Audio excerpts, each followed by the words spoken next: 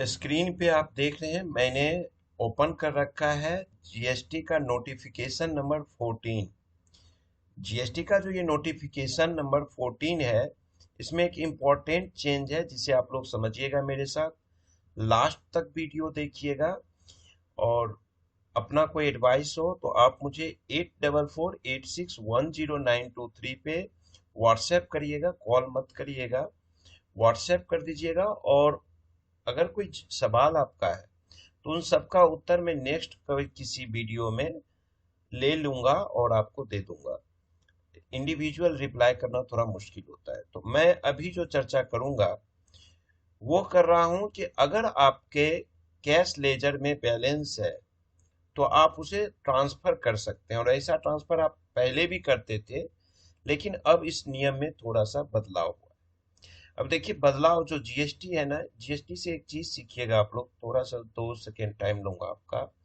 GST से एक चीज सीखिएगा, जीएसटी में जिस तरह से लॉ डेली बदल रहा है ना, उसी तरह अभी जमाने में लोग बदलते हैं। तो लॉ को पढ़ने वाले और आपकी आदत होनी चाहिए बदलते हुए लोगों को भी पढ़ने की। ठीक है, तो आइए चलते हैं हम लोग। जीएसटी का जो ये नोटिफिकेशन आया है, नोटिफिकेशन नंबर 14, उसमें चेंज किया है रूल नंबर 87 में। इन्होंने लिखा, after sub rule 13 the following sub rule shall be inserted namely. यानी कि रूल्स 87 का 13 रूल के बाद एक रूल 14 ऐड किया गया है, सब रूल। तो एक बार जीएसटी रूल को आप देख लीजिए। जीएसटी का रूल ये 87 में ओपन कर रखा हूं, उसमें देखिए 13 नंबर जो रूल है वो ये है। और इसके बाद अब यहाँ पर एक रूल आएगा, जब अमेंडमेंट सीजीएसटी रूल का आ जाएगा बुक, उसमें आप देखिएगा तो यहाँ पे आएगा 14th नंबर सब रूल होगा। 13th में क्या कहता है, रजिस्टर, ध्यान से समझ लीजिए। मैं एक बार 13 को पढ़ रहा हूँ, फिर मैं 14th को पढ़ूंगा जो नया वाला आया है। एक एक पॉइंट को समझिएगा, एक एक वर्ड। लॉ में अपना दिमाग कुछ नहीं लगाइएगा, लॉ में एक एक पॉइंट को समझिएगा। A registered person may on the common portal transfer any amount of tax, interest, penalty, fees और any another amount available in the electronic cash ledger under the act to the electronic cash ledger for integrated tax, central tax, state tax or union territory tax or cess in form GST PMT 09। GST PMT 09 के through अगर आपके portal पे laser extra, laser में, cash ledger में extra amount है तो आपस में इंटर ट्रांसफर आप कर सकते थे टैक्स का।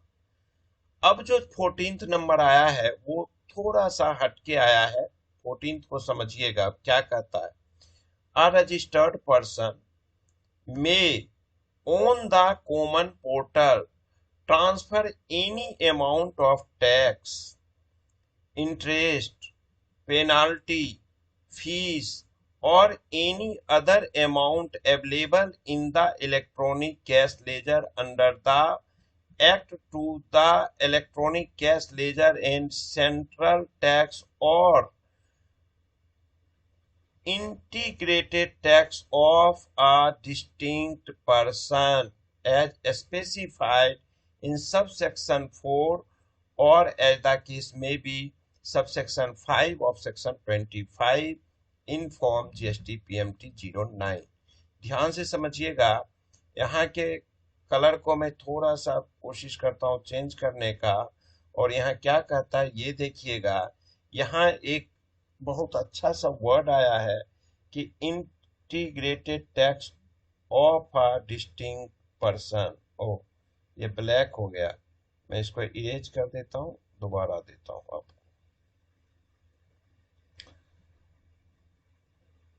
इस वर्ड को थोड़ा सा ध्यान से देखिए। अब जो मैं कहने वाला हूं, integrated tax of a distinct person. Distinct person क्या होता है? डिस्टिंक्ट पर्सन का डेफिनेशन सेक्शन 25 के 5 में दिया हुआ है। तो आप आइए जीएसटी एक्ट 2017 पे, सीजीएसटी एक्ट 2017 में प्रोसीजर फॉर रजिस्ट्रेशन बताया गया है। अब यहाँ पे आप देखिएगा, कहता है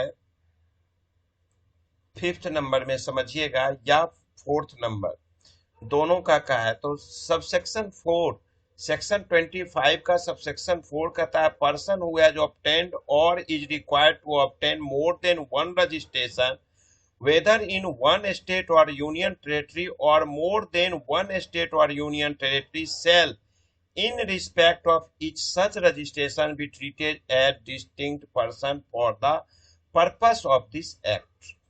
कहता है कि अगर किसी पर्सन को एक से अधिक जीएसटी नंबर एक ही स्टेट में या एक से अधिक स्टेट में लेना है तो वो डिस्टिंक्ट पर्सन कहलाता है। सबसेक्शन 5 सेक्शन 25 का सबसेक्शन 5 क्या कहता है वो समझिए। Where a person who has obtained or is required to obtain registration in a state or union territory in respect of an establishment has an establishment in another state or union territory, then such establishment shall be treated as establishment of distinct person for the purposes of this act। बात एक ही हो गया कि अगर बाहर से भी कोई रजिस्ट्रेशन लेना, मतलब एक अपने स्टेट में एक दूसरे स्टेट में, पेन नंबर एक ही होगा, यानी एक घर वाली और दूसरी बाहर वाली।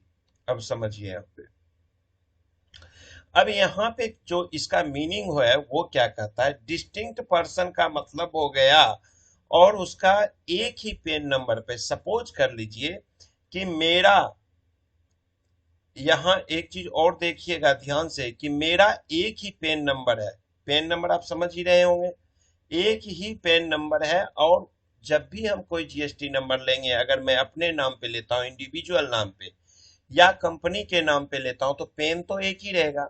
लेकिन हुआ क्या कि मैं अपना एक बिजनेस दिल्ली में कर रहा हूँ और दूसरा बिजनेस मैं यूपी में कर रहा हूँ। तो जब मैं दिल्ली और यूपी में बिजनेस करूंगा तो पेन मेरा एक ही रहेगा, लेकिन रजिस्ट्रेशन नंबर अलग अलग जीएसटी में हो जाएगा। दिल्ली का रजिस्ट्रेशन 07 से स्टार्ट होता है, यूपी का रजिस्ट्रेशन 09 से शुरू होता है। पेन नंबर वही रहेगा, फिर पीछे का 3 डिजिट जो है वो अलग हो जाता है। अब पहले जो था सब रूल 13 में जो था ये सब रूल जो 13 था 87 का 13 सब रूल, वो कहता था कि आप अपने पोर्टल पे अपने स्टेट में, यूपी में रजिस्ट्रेशन है तो यूपी का जो हमारा है वो इंटर टैक्स ट्रांसफर किया जा सकता था, सीजीएसटी आईजीएसटी वाले में किया जा सकता था। लेकिन अब गवर्नमेंट ने एक सुविधा दे दी कि अगर एक पेन पे 2 स्टेट में रजिस्ट्रेशन है और आपका मान लीजिए यूपी वाले रजिस्ट्रेशन में पैसा ज्यादा है इलेक्ट्रॉनिक कैश लेजर में, और दिल्ली के इलेक्ट्रॉनिक कैश लेजर में आपको फंड की जरूरत है, वहां पेमेंट करनी है, तो आप यूपी वाले से आप दिल्ली वाले जीएसटी नंबर पे ट्रांसफर कर सकते हैं। ठीक है, लेकिन इसमें ट्रांसफर में ना एक बहुत अच्छा सा मतलब पेच आया है, इसको पेच नहीं कर सकते हैं। इस पेच को मैं आपको क्लियर करता हूं, ये समझिएगा। इन्होंने कहा कि इलेक्ट्रॉनिक कैश लेजर से आप क्या करिएगा, फॉर सेंट्रल टैक्स और इंटीग्रेटेड टैक्स, यानी कि आप सिर्फ सेंट्रल टैक्स और इंटीग्रेटेड टैक्स को आपस में बदल सकते हैं। यानी कि यूपी का जो सेंट्रल टैक्स में आपका फंड है उसको आप दिल्ली के सेंट्रल टैक्स में ट्रांसफर कर सकते हैं, या यूपी के जो इंटीग्रेटेड टैक्स में आपका फंड है उसको आप दिल्ली के इंटीग्रेटेड टैक्स में या वहां के सेंट्रल टैक्स में ट्रांसफर कर सकते हैं। लेकिन अगर आपका स्टेट वाले में एसजीएसटी में फंड है यूपी में, तो उस फंड को दिल्ली के एसजीएसटी वाले कॉलम में आप ट्रांसफर नहीं कर सकते हैं, क्योंकि यह स्टेट की प्रॉपर्टी होती है, स्टेट की टैक्स है, स्टेट की एसेट है, स्टेट की संपत्ति है, स्टेट की अमाउंट है। तो स्टेट को एक स्टेट से दूसरे स्टेट को आप नहीं दे सकते हैं, इस स्टेट का हक है। लेकिन सेंट्रल का जो अमाउंट है वो चाहे दिल्ली में रहे या मुंबई में रहे या बिहार में रहे या बंगाल में रहे, वो तो सब जगह एक ही है, सेंट्रल सरकार, वो कहीं से भी अपना अमाउंट ले लेगी। तो ये एक मुसीबत इसमें है, पेच है इसमें, ये आपको ध्यान रखना है कि स्टेट वाला ट्रांसफर नहीं होगा, सेंट्रल सीजीएसटी और आईजीएसटी को आप ट्रांसफर कर सकते हो। जबकि 13th में था, यहाँ पे सब चीज था, आईजीएसटी, सीजीएसटी और एसजीएसटी या यूटीजीएसटी को भी आप कर सकते थे। तो ये एक इम्पॉर्टेंट पॉइंट है, इसको आपको ध्यान रखना है। लेकिन इसमें एक चीज और कंडीशन है, उस कंडीशन को भी आपको ध्यान रखना होगा। Provided that no cash transfer shall be allowed if the said registered person has any unpaid liability in his electronic liability register। लेकिन कैश का ट्रांसफर नहीं हो सकता है, यानी यूपी वाला दिल्ली स्टेट के जीएसटी नंबर पे ट्रांसफर नहीं कर सकता है, यदि यदि क्या है समझ लीजिए, यदि जो ट्रांसफर करने वाला जीएसटी नंबर है, यानी कि यूपी वाला जीएसटी नंबर, उस जीएसटी नंबर पे कोई लाइबिलिटी नहीं होनी चाहिए, कोई पेंडिंग टैक्स का रिस्पॉन्सिबिलिटी नहीं होनी चाहिए। अगर कोई पेंडिंग रिस्पॉन्सिबिलिटी है, आउटस्टैंडिंग है, तो पहले आप अपना आउटस्टैंडिंग फुल अप करिए, उसके बाद अगले को आप ट्रांसफर करके दूसरे स्टेट वाले में ट्रांसफर करके आप वहां पे पेमेंट करिए।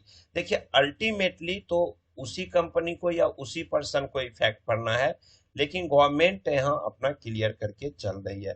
तो ये दोस्तों इम्पोर्टेंट है नोटिफिकेशन नंबर 14, जिसको आपको याद रखना, और नोटिफिकेशंस का प्रिंट अपने पास जरूर रखिए, जो कि मैं अपने फेसबुक पे ग्रुप पे दे देता हूँ, या टेलीग्राम या व्हाट्सएप के जो 12-13 ग्रुप हमारे हैं उन सब में शेयर कर ही देता हूँ। तो इसे प्लीज प्लीज प्लीज सेव करके रखिएगा। अगला हम बात करेंगे नेक्स्ट वीडियो में 88B के बारे में, कि इंटरेस्ट और डिले अमाउंट ऑफ टैक्स जो आईटीसी गलत ले लेते हो आप, अवेल और यूटिलाइज वाली जो बात हुई थी, उसकी चर्चा हम अगले वीडियो में करेंगे। तो इस वीडियो को मैं खत्म करते हैं। आई होप कि आपको मेरी वीडियो अच्छी लगती हो तो लाइक कर दीजिए, शेयर करिए, और चैनल पे पहली बार आए तो सब्सक्राइब जरूर करें। Thank you, bye bye.